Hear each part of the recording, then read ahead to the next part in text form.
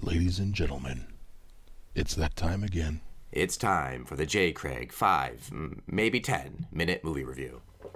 Glass is directed by M. Night Shyamalan. Now, this is the third installment into his superhero story. 19 years ago, we had Unbreakable with Bruce Willis. That was the intro to the hero. And I remember M. Night saying back then that that was the first act of a larger superhero story. And I was always excited about that because I really liked what Unbreakable was about. And then just a couple years back, we had Split, which was the intro into the villain's character. Now, those two, at the end of the movie, those two universes collide, and now we have the resolution, the colliding of those two forces, the good guy and the bad guy, in Glass. So this is the third and final installment, and I really liked it. Now, I can see a lot of people not liking this movie. I see Rotten Tomatoes scores, and I'm looking at some of the vibes there, and people just aren't digging it. They didn't like it. In fact, my resident comic book nerd, Bob Gira, just outed you, Bob. He did not like it. In fact, he said he was falling asleep. So that's very interesting. I know why people aren't liking it. It's a slow movie. It's not a typical superhero movie. In fact, it defies the expectations of what a superhero movie is.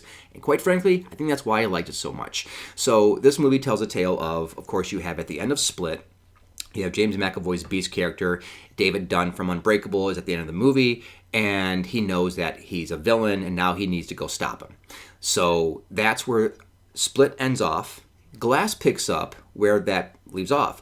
David Dunn from Unbreakable he has a job, but he's actually out there looking for bad guys, and his son, same guy from the kid in the movie Unbreakable, is in the movie as kind of like his Alfred. You know, he's behind the scenes, he's on the computer, he's got the headset on, and he's talking to him as he's going around trying to fight the bad guys and find the bad guys. And so he's looking for the mass murderer or the split personality guy, right? So he's looking for him. So the movie starts off that way. They get captured, and now they get put in a hospital. Now, this is where the movie takes place, the vast majority of the movie takes place, and I think that's why people don't like it. It's a slower-paced movie at this point, but it's an introspective look. It's more of an existential take on a superhero movie, and that's what's really cool about it. It defies your expectations. So, during this hospital stay, they are trying to be convinced that they're not superheroes. Are you a superhero because you believe it? Or are you really a superhero? So are some of the things that happen if they can be explained, then they're going to put doubt in your mind, and then you're going to, maybe I'm not a superhero. Maybe I had it all wrong. Maybe I'm just a normal guy and I got this all wrong.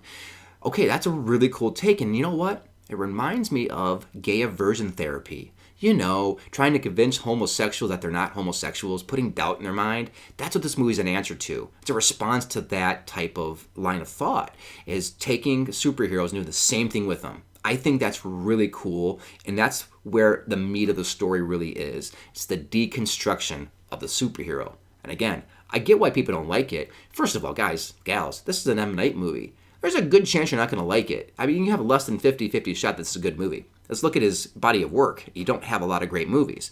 Signs, Unbreakable, Sixth Sense, Split.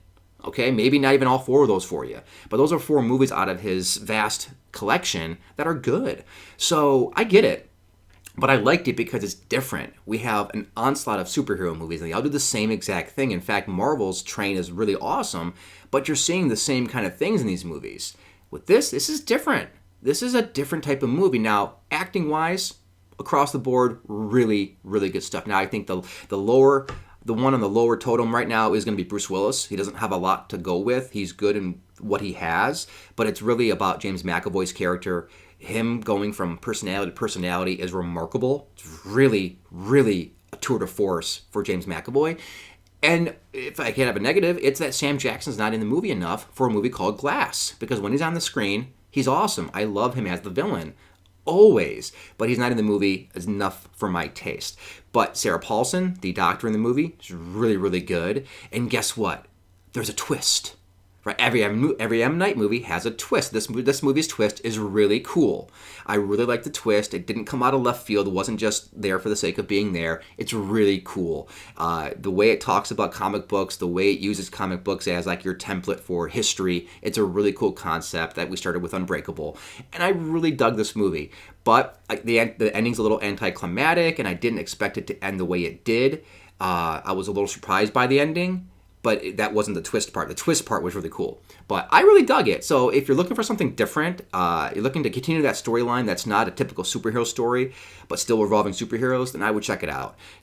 Be wary. It's an M. Night movie, so it might rub the wrong way. But hey, this is a guy who's not an M. Night fan, and I truly dug it. So I hope you go see it. I hope you like it. And don't forget to subscribe, like over here. Hey, we'll see you next time. Bye.